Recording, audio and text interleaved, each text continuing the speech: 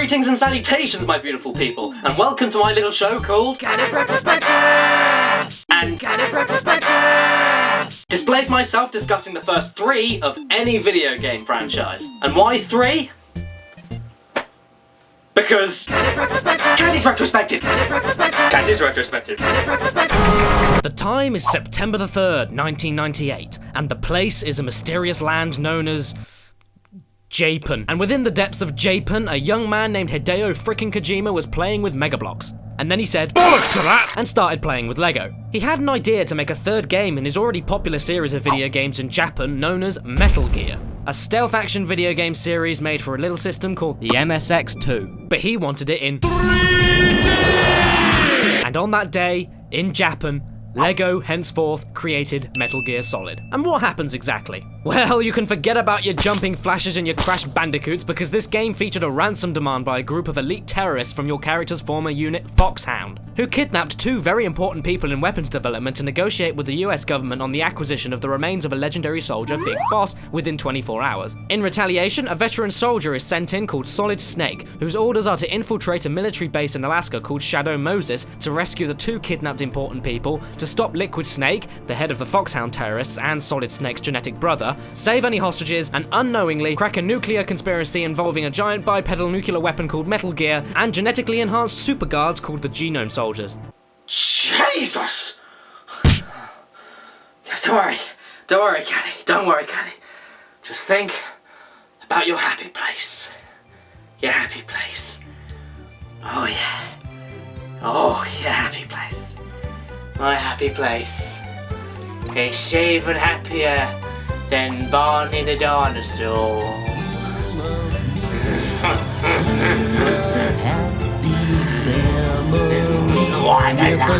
Yeah, so the plot is pretty deep, and the characters are pretty deep, and at the time it was all really very deep. And this plot was unfolded by the player keeping a highly concentrated and strategic mindset by being stealthy and avoiding combat whenever possible. You're all on your own, finding weapons and items on sight, and hideously outnumbered and outgunned, so whilst exploring nearly the entire stronghold inside and out, you've got to be certain that you can save the entire world from nuclear disaster without being noticed.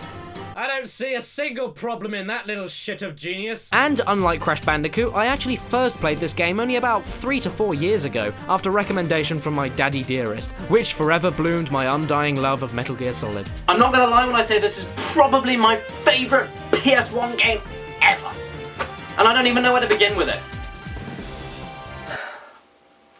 I suppose I could just jerk it off, I guess. This was definitely a very intricate and complex concept for the PS1. Mr. Kojima had to be certain that a plot this serious had to be strung tightly along by the strength of its presentation, characters, and most of all, the gameplay. And this was the first game that I can ever recall from my youth that completely blew me away with a properly cinematic approach, featuring legit credits, great voice acting, an engaging plot, character developing codec conversations that could be had at any point during the game, and overall just epic blockbuster-worthy material. Not to mention, this was the first video game I ever saw with a fucking director. You know how people sometimes like to staple their name onto the title of a movie, like Michael Bay or Christopher Nolan? Well, Hideo frickin' Kojima did that with Metal Gear, and straight away, the authenticity of it blew my face off. And not forgetting the introduction of the long cutscenes. I'd go as far as to say that this game single-handedly defined what cinematic gaming is all about, let alone just the stealth action genre. This game is legendary, and you know what? It's really difficult to talk about. There's just so much to it to just blab constantly about. But I'm gonna try my best to keep it slick. Keyword being try. So let's talk about our main character, Snake. He is badass. You know that, and I know that, because I said it. And along with the similarities between him and Snake from Escape from New York, he holds his own as one of the most endearing and memorable fictional heroes of all time. Fun fact. Did you know that in the early stages of development, Solid Snake's appearance was said to be inspired by the body of Jean-Claude Van Damme and the face of Christopher Walken? Hey! You're talking to my guy all wrong. It's the wrong tone. Do it again, I'll stab you in the face with a soldering iron. So long story short, the quintessential part of a cinematic game was nailed. Kojima, congrats. The presentation, it looks great. Bearing in mind that real people were a tough thing to tackle at the time, and there isn't as much facial detail as, let's say, Tomb Raider, the animations were smooth as butter. And it was also one of the first games in which the environments actually fed back onto me. I felt bitterly cold just looking at these areas. And then I felt really hot. And then I felt completely lost and terrified that I was going to get eaten by And it does have a very metallic and bleak colour scheme, which I suppose could be seen as negative, but in context, this harsh and dark setting actually brought the situation close to your mind. You felt as though you were there, alone, surrounded and near helpless, increasing the tension and the fear that the story wanted to strap onto your shoulders. And you know, whenever something serious or important happens, such as alarms going off, the brightness of the alarm cut through the dimness and it amplified its shock value for the audience. And let's be honest here, what kind of alternate futuristic military base would this be if it was coated in rainbow? See a rainbow, see a rainbow too. There were also tons of flourishes and little details added in as well, such as Snake's breath in the blistering cold and the letterboxing in the cutscenes. And as expected, the cinematics and camera angles were very stylish at the time, and even though that the codec calls that I mentioned earlier look a little bit bland, it's the characters, the relationships and the voice acting, not to mention the solid writing in places, that really make them a joy to watch. And talking about the voices, the sound design was exquisite. Every movement that you make, the echoes, the surveillance camera movements, and those fucking alarm noises, and the music cues. Oh god.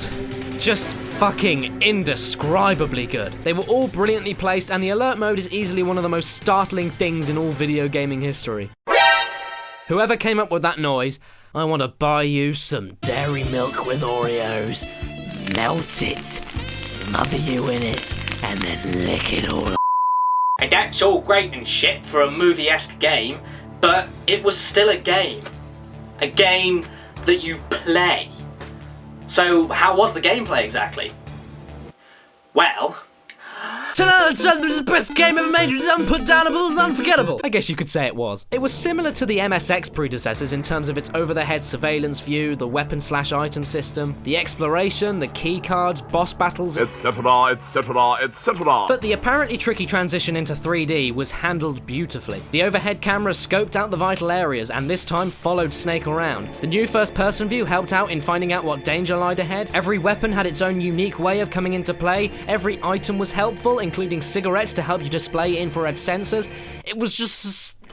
And going back to the cinematic feel, every time Snake backed around a corner, the camera would swoop around to give a corner view, increasing the drama, the tension, and helping the player pan out a method of action. And this made the stealth element probably the most fun aspect of the game. I get more of a rush trying not to be seen than actual full frontal action. Oh shit, that was a poor choice of wording. And the design of the game was also fantastic to incorporate that. Everything and anything can be used to your advantage, whether it means slipping right under the enemy's nose, or slunking in the vents to find people shitting themselves. And if all else fails, hide in this box, because they'll never think to look in that. It seems as though this base was built with full knowledge that an undercover stealth agent would be able to slip around and hide in all the cubby holes, and in the future, you know, hire guards that would never check around them. Lulz. But how would you even know where the enemy was gonna look? Well, this thing here, the Soliton Radar. My favourite gadget ever. I'm exhausted from just praising this game so much. So, Mei-Ling? What's up? Take it away for us. The bright dot in the middle is you, Snake. The red dots are your enemies, and the blue cone shape represents their field of vision. And the game's main feature, of course, played on the stealth element. Getting spotted by the enemy resulted in an alert status, rendering your radar useless and meaning you'd be ambushed by enemy troops around every corner and basically get slaughtered, unless you escape them briefly, in which case the game enters evasion status, meaning that the troops were actively looking for Snake, and then avoiding that status then brought you back to calm, giving your beloved radar some signals again. This game even described on the box what it was about. Tactical espionage action.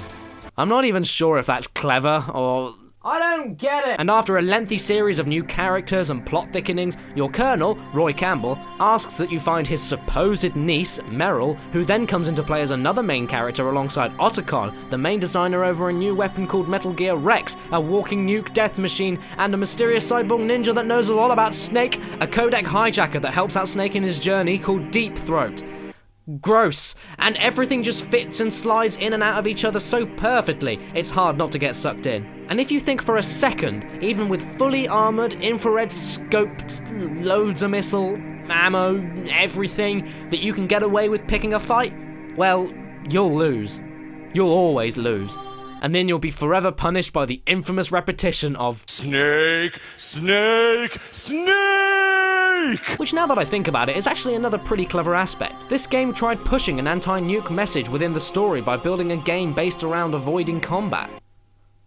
For the most part. And while we're talking about fighting, the only thing I don't like about this game are the boss battles.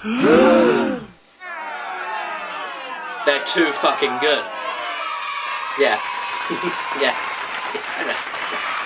Sorry, I had you going there, didn't I? They are all fantastic, innovative, and memorable. And every one of Liquid's partners that you have to fight have very, very, very special ways of killing you. And because of that, they all feature very different puzzle-solving techniques in order to pass them. And one of Kojima's many great traits of breaking the fourth wall is displayed through the great Psycho Mantis fight. He claims to read your mind, and guess what? He does. Oh, and then he says that he can actually move your controller on the floor via the vibration. Ingenious. Fun fact, did you know that Mantis doesn't have the only fourth wall scene with vibrating apparatus? After the torture scene and you're thrown into your cell, Codec call Naomi and she'll heal your arm via your vibrating controller. And yes, even though all the little Kojima comedic spins are visible throughout the story, there are even some in the game. For example, such as the way that you need to plug the controller into the second port to beat Mantis. Which my dad didn't know. And I tell you now, unless he lied to me, I swear to God that I witnessed him beat Mantis slowly and painfully using only his fists after, you know, all the bullets went past him because he can read your fucking mind. Which is quite funny, but also unbelievably epic. Well done, Pops! And does Metal Gear Solid hold up today? Well, if you ask me, this game is near perfection. But I guess that the only thing majorly wrong with it is that if you skip all the codec calls and all the cutscenes, and then you figured out what you were doing, you could probably beat the game in 2 to 3 hours, if not less than that. But you know what? That's part of the game's appeal. So if you skip all that shit, you're a wanker. And unfortunately, I'm sorry guys, the story's twists and turns I didn't want to spoil for you. Needless to say, they are all fucking awesome. And as you'd expect, Snake eventually saves the day, destroys Metal Gear, rescues Meryl and or Otacon depending on the ending that you get. Oh yeah, I forgot about the multiple endings. This game is so epic! And like all good stories, everything in the world ends up fine. For now.